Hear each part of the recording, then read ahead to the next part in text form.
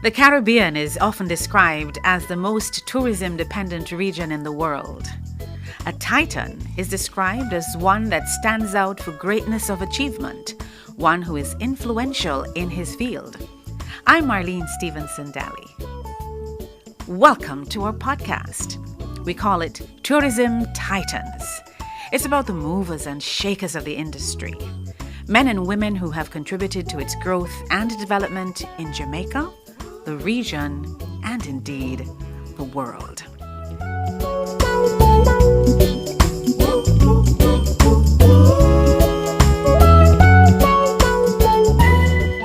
The Visit Jamaica website states that Greenwood Greathouse is over 200 years old. Formerly owned by the family of Elizabeth Barrett Browning, the famous English poet. Greenwood is one of the best preserved houses on the island of Jamaica. Built during an era of architectural elegance, it has retained the atmosphere of the 19th century and continues to capture the imagination of its visitors. Well, for me, it was a nice little drive uphill, and as usual, the calm, quiet, peaceful Greenwood Greathouse is sitting on top of the hill. And I'm delighted to be with its owner, Thomas Betton, also known and popularly called Bob, and his lovely wife Anne is also here with us inside Jamaica's Tourism Titans. So Bob, it is good to be with you. Thank you. It's a pleasure. I have known you since I was a child, and I was just saying to you on the way in, you look pretty much the same. What's the secret? I did say it was rum and coconut water. All right, rum and coconut water. In moderation, of course. I'm going to have to try that. But seriously, I wanted to talk with you inside this, our 10th podcast of Jamaica's Tourism Titans. And one of the questions I want to ask is, how did you come to own a great house? Indeed. It's a long story, but I'll try and make it as brief as possible. I was living in Mandeville, and I was looking for a farm to purchase. But real good farms never go to market here. Good things, in fact, generally. So after 1 year, the funds was obviously getting low. We decided to get a list of all the properties in Jamaica for sale. And the property we decided to visit first was Barrett Hall, which is further up in the hills after the past Greenwood Greathouse. And on my way up the winding road, an elderly Englishman was standing beside his taxi. And he came out and he stood in front of my car and literally stopped me and announced that the car had a puncture and the driver had gone off to patch the tire. And he's been cooked from the car. Could I give him a lift up? I said, okay. And I was driving a 2+2, so I had to bung them in the back with 2 huge suitcases as well. Mm-hmm. And when we got to the gate, he said, just blow your horn and drive straight in, which we did. And there's perhaps about 12 members of staff. And they greeted him, of course. And this, he said he had just had a major operation, so he needed some assistance. However, he introduced us as his friends from England. And then he said, perhaps you'd like to look at my little shack, which is a great house. In fact, you know the gentleman as well, John Binns. Because he referred to your mother, as me said, no, quite a lot, yes. And on the upper veranda, he said, it's for sale if you're interested. And I turned and looked at my wife, and she was nodding away. So that's when we started negotiating. Wow. And that was how many years ago? This was in 1976. Early 76, yes. What were you thinking when you decided that, okay, we could negotiate and this looks like somewhere I would live, I would do business? I don't know. What were you thinking then? In fact, we were, in a sense, quite happy about it because I would be going into something as farming, like farming, that I know nothing about, really. I used to restore antiques as a hobby in London. And after I saw the antiques here, I decided that's just what I really wanted to do. Right. So my next question would be, did you have any sort of experience or background that would have made it any easier for you to do what you have done and to continue to preserve and, of course, in some instances, restore this lovely great house? Well, I used to own properties in England, and most of the work we do it ourselves, so we're accustomed to restoring houses, but not necessarily for historical reasons. Where are you from originally? Born in Kingston, off Maxwell Avenue, Glen Road, then went to Chisholm Avenue, and from Chisholm Avenue to West Road, and then to London. My father's from St. Anne, my mother's from Portland, as my father referred to that as Portland Bush. My father was from a very poor family, actually, and his first job was with Roxburgh's, and a machete chopped him on his foot and it just wouldn't heal, so he had to go to Kingston. Sir Kenneth Roxburgh gave him a recommendation, and it was like a university degree. Everywhere in Kingston he went, they said, "Oh, okay, we'll see what we can do for you." You know, so it was really powerful. To this day, I've got the letter. Yes. In fact, we had a visitor whose name was Roxburgh, and after I told her about it, she said yes, she was from St. Anne and whatever, and she really wanted to see his letter, so I actually found it and showed her, and she was taking pictures of it. Wow, the history is rich, you know, it runs very deep, and I want to make sure I have the right connection. Are we talking about the Roxburghs from over in, is that Manchester? St. Anne. St. Anne? St. Anne. Yes? Yes, definitely. Okay. Now, you would have had your formative years here in Jamaica. What took you to England? I went by plane, actually. My mother went there, and she sent for my eldest brother first, and then my other brother, and that was when my turn to go up. And in fact, after I realized I was definitely going to England, I literally lost interest in school education there, which was a pity, really. But I went up at about the age of 13 or 14. 13, I think. And I had to go to school here. Yes. Yeah. Obviously, you would have to make up some time, and whatever time you would have, you know, slacked up. Yes. And how did you meet your wife? Oh, at a certain age, as a young man, you were out there actually seeking girls.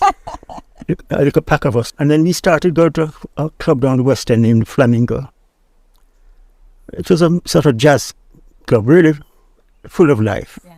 A lot of black Americans used to go and entertain us. After a certain hour, they would come there and entertain the audience for free, you know. So we saw a lot of top entertainers then. And my wife is from New Zealand, and after landing in Britain, she asked someone where the places one should not go. And the first place he mentioned, under no circumstances go to the Flamingo. And that's where she chose. She headed straight there, and that's where she met me. Interesting. And you both returned to Jamaica. We came on holidays, and I liked what I saw in comparison to Britain. So we had to go back and sell our properties. Britain. One of the things that I decided I had to leave was the fact that I went to an egg store, this on North London, a Jewish store, bought some eggs. I had parked my car on the pavement, which I shouldn't have done. The owner of the store came out in a rage and said, "You can't park there." So I cleverly said, "But I've already done that." And he didn't seem to like that, so he attacked me. And I was laughing. I had 2 dozen eggs in my hand, and I was stepping back, and he was hurling punches at me. Then suddenly I slammed him. I was a lot fitter then. And he fell over, hit his head on the pavement, and went glue. All the workers in the store, it's a huge store, came out to stand to stare at me. I didn't know what to do. I said, "Let her up to here." So I got in the car, drove off, and I drove to Stockton police station, and spoke to about 3 or 4 of them. They're telling them whatever happened, but none of them were taking any notes or anything. So I said, "Isn't someone going to make some notes?" They said, "We know you. We know where to get you." So obviously they had me down as something that I was not. Yes. So that I said to her, we better try and get out of this country because they're getting quite aggressive. I used to drive a beautiful car. There's one over there. Yes. That Morgan is a handmade car. Yeah? Yes. And they'd stop me every day and inquire where you get money from to buy this car and that type of thing. It's quite nasty, I thought. So that's what really I decided to be. Now, you acquired the Greenwood Greathouse and you've been here for quite some time. What was it like when you first got here? What did it take for you to bring it to where it is at now? And certainly just to maintain it, This area is quite strange, actually. It's not Falmouth. It's not Monterey Bay. And the people who have been living here have lived here from the days of slavery. So they're quite accustomed to Caucasians being in charge. Mm-hmm. And especially at first, I came across a lot of hostility, not only from the local whites, but from the blacks as well. These bird bush, these hunters with a pickup with what they call bird balls in the back, and they'd pass and scream out in nasty things to me, really nasty. But eventually, after 45 years, an interesting bit here. I met a driver recently who said he was born in Greenwood and he went to school and when he was living down here. And he always thought I was a white man. Because you don't expect to find someone of your shade owning the Great House. Because as we know in terms of our own history, the Great House was traditionally for the plantocracy, or the absentee owner would have his attorneys or those persons who would man the estate in this space. So that takes me now to ask a little bit about the physical state when you came, and what did you have to do in terms of just because it is pretty much authentic. I've done the tour, I've been through, and I know you have authentic pieces. It's no make believe. What did you have to do from a physical perspective? Well, the most important thing was re-roofing the house, and that's a major task. But eventually, we were able to achieve that. We had to tear up the linoleum off the floor, that type of thing. There's an American family doctor, and his wife and son living here, and he had converted some beautiful old antique tables into table tennis. But basically, the things were here, and we just had to repair what we possibly could. And of course, we spent an awful lot of time doing such things.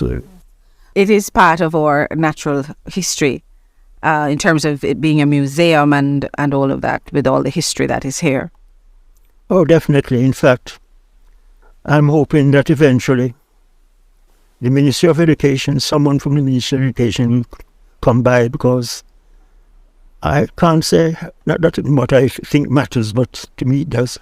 When it comes to education, it's important that people understand the facts, the historical facts about Jamaica.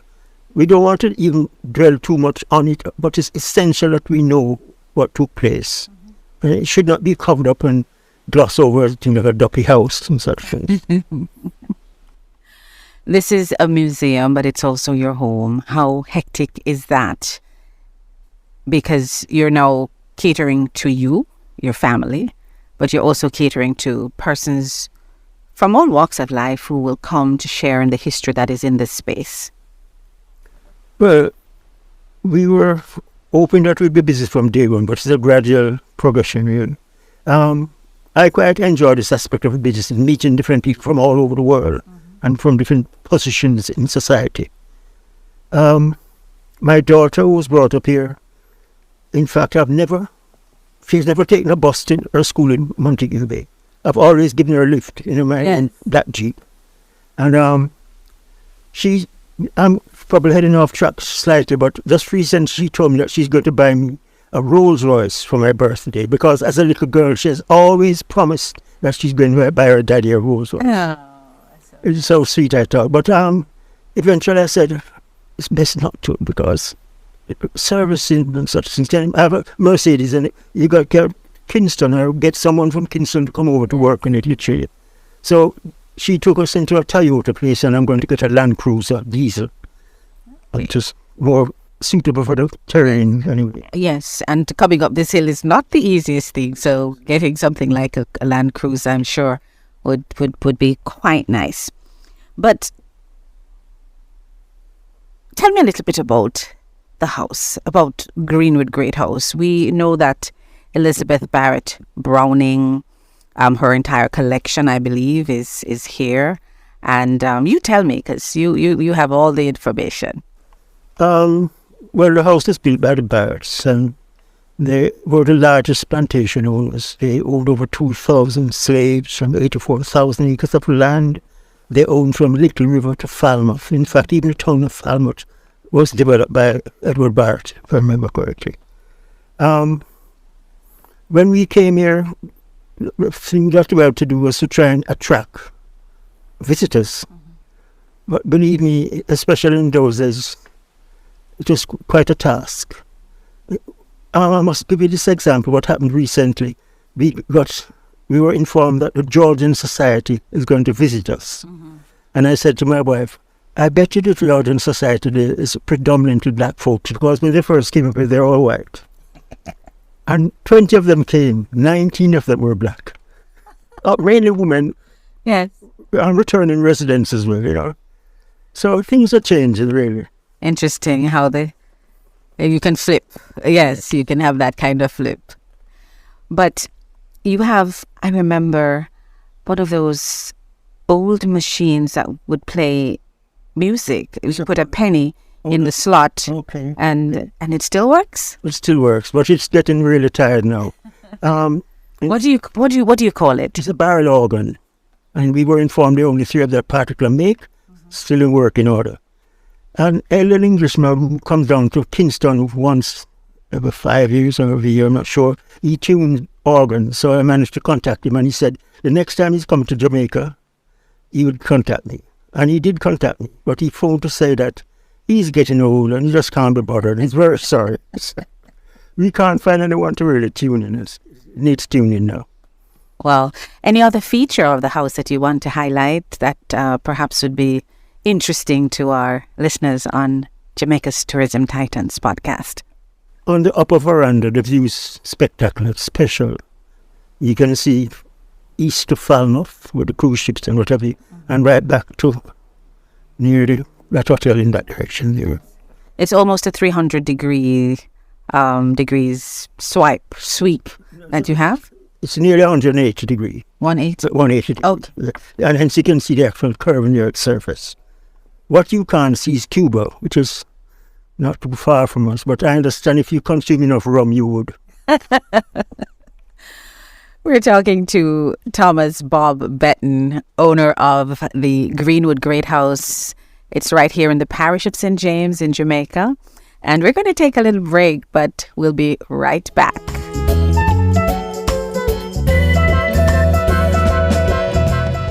In tourism, the people are the product. Yes, they are one of our industry's most important assets.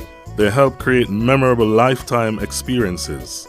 They, through their service, make the difference. We share the stories of their challenges and triumphs, of what makes them tick, of who they really are, just to inspire you to act positively. You too can be an ambassador for tourism and our country and become a Jamaican tourism titan. Start today.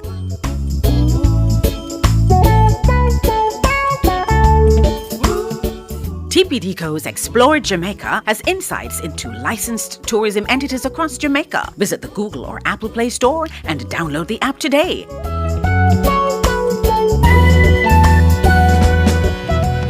Welcome back to Jamaica's Tourism Titans. We're here sitting high on a hill with sweeping views of the Caribbean Sea. We're at the Greenwood Greathouse, which was built in the 1780s by the enormously wealthy Richard Barrett, a cousin of the famous poet Elizabeth Barrett Browning.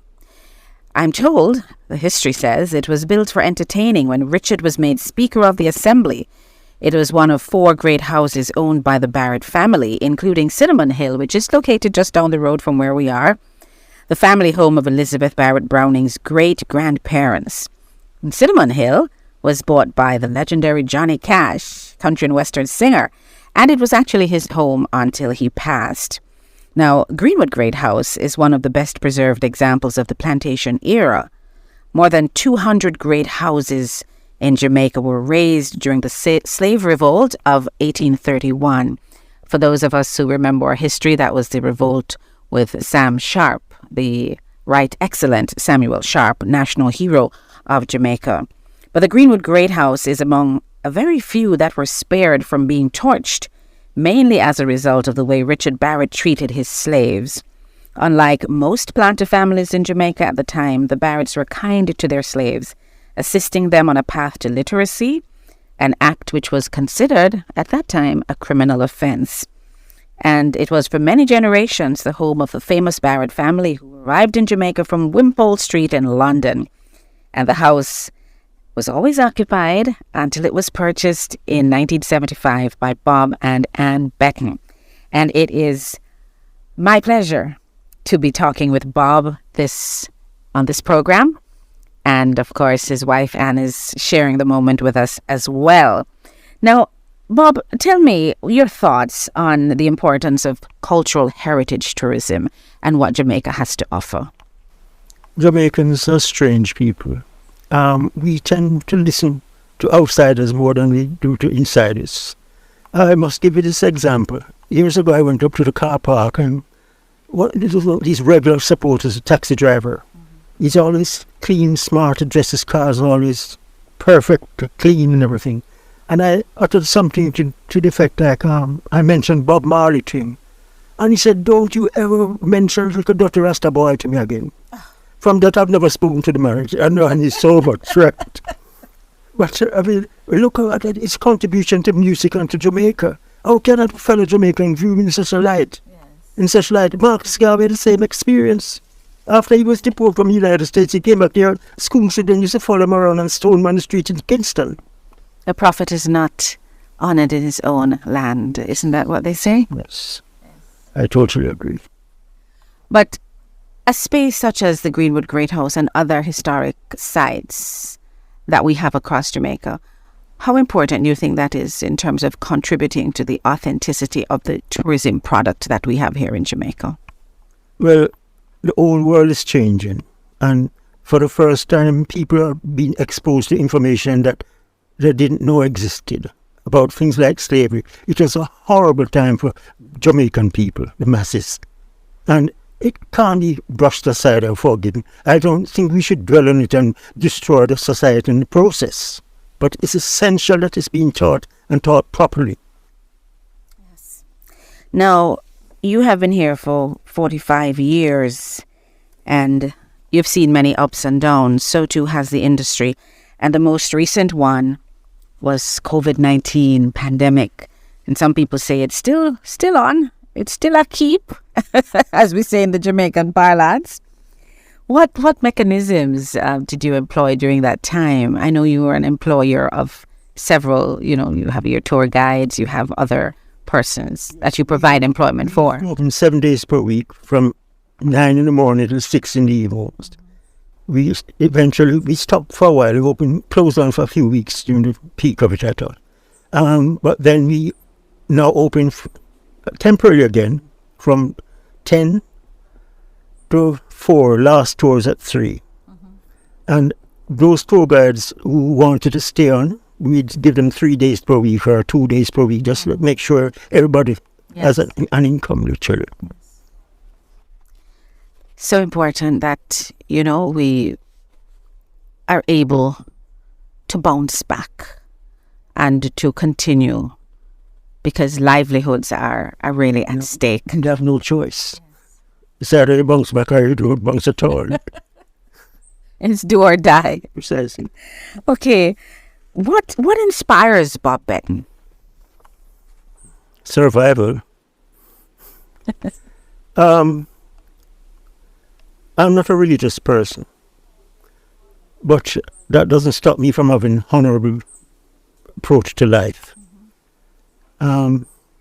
What I'd like to see is that a house like this is, I think my daughter will continue to look after it quite well. But What inspires me? Success as well. It needs to be viable. It has been. Success breeds success, they say. Indeed, it certainly does. Who are some of the famous people that you recall who would have visited the house and their reaction? Oh, famous. Well, a man like PJ has been up here. And one of the most impressive person I've met actually was a Minister of Foreign Affairs from China. He came up here and he took a tour right through and he thoroughly enjoyed it and presented me with a present as well. And I remember we were in the bar talking and I said, you folks are the one who made a mistake in this world because they allowed the Caucasian man to get access to the gunpowder. Because they used to use it for entertainment, gunpowder. And once the Caucasian man got his hand on this, he went out and he conquered the world. And then tell everybody it's because he's smarter than them. What was his response? He sounded like me, just laughing away, but he agreed. He said, oh, yes. What would you say has been perhaps one of the most satisfying things for you in the last couple of decades that you have been here? Anything that stands out in terms of just, your own achievements? You talk about success and that is important to you. I remember I used to say to my wife, we'll be on the right track when Martin's, that's a tour company that doesn't exist anymore. Yes. I remember Martin's tour company. When I'm standing up around and see the big buses come up bumper to bumper. Mm-hmm. And guess what? One day we saw that. We were around and looked, I couldn't believe it. Must be at least 7 or 8 of them coming up, big buses together. Of course, how the hell are you going to handle so many people is another thing. One day we had 662 people. In a day? One day, within a given hours, as well, not the whole day. And they were all non-English speaking. I had 2 cruise ships sent people up here at the same time. And they had 1 translator. And what he kept saying is, vamos, to get out of there. Let's go. He kept saying, oh, Jesus. What they thoroughly enjoyed it, just even walking through, They thoroughly enjoyed it.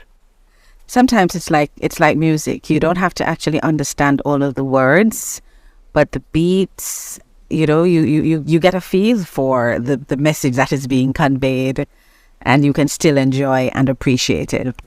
Yeah. And what does Bob Betton do to replenish himself? What do you do for relaxation? What do you do for enjoyment? All these paintings around. Yes. That's my creation. I paint as a hobby. Oh, okay. So it can take up a lot of time. Plus, there's an awful lot of work here. Definitely. Just opening a great house is pretty much hard work. And you have a hands-on approach. You do get involved in a lot of... Definitely, yes. Since COVID, we have not been able to get gardeners. In fact, it would appear most of the young men seem to be going to the United States to do the garden work here rather than here. I'm sure they're better rewarded as well. Farmers. What do you say to young Jamaicans who are here? How do you encourage them? What word of advice would you give them, especially our young men coming up? They've got to enjoy what they're doing. And they generally need more discipline in life. I can see the absence in most of Jamaicans' behaviour. I think even if you're going to be a shoemaker, there's nothing wrong with it. But make sure you purchase enough shoes to live well. That's it. Yeah. If it is worth doing, it is worth doing well. And I was told that by a little old lady in Falmouth many, many, many years ago. Yes. In respect of Greenwood Greathouse, why should someone come up and take a look? And what do you say to locals who, as you say, sometimes they don't recognize or even appreciate all of what we have? Because you do get a lot of people from all over the world, but maybe our Jamaicans, I want you to talk to them in respect of this space. A lot of Jamaicans are coming up now, especially sort of middle-class Jamaicans. And we are open. We have special rates for school parties and such things, and we get a fair amount. The universities as well. Even the local one in Montego Bay comes up, so we're getting a fair share now, I think, and it's on the right track. It's only a matter of time. With the internet and the new information available, people are going to become a lot more conscious about what happened in the past, and they'll be searching around to find out evidence and proof of what existed in the world. All right. Well, thank you so much for sharing with us on Jamaica's Tourism Titans. We want to, as they say in the local parlance, big you up. 45 years and going strong is a long time. Not strong. Well, going, even if it's not so strong, but 45 years going is quite a commitment, quite a long time. And the fact that we can still come here 45 years later, and the history is alive, it's authentic, and the stories are still being told. That's very important as we move forward as a nation, and as we put all of what, as Joseph said to us in the last episode, the good, the bad, and the ugly, it's, all woven into one, and that's who we are. So there's no denying who we are. Thank you so much. It has been my pleasure. My pleasure too. I enjoyed talking to you. God bless you. And that's it for today's episode of Jamaica's Tourism Titans. Do join us again next time as we share with you with one of our titans of this industry. Thank you so much for listening to Tourism Titans. We welcome your feedback at letusknow@tpdco.org. Leave us a comment, share, like, and follow us on Instagram, Facebook, and Twitter at TPDCOJA. I'm Marlene Stevenson Daly. See you soon.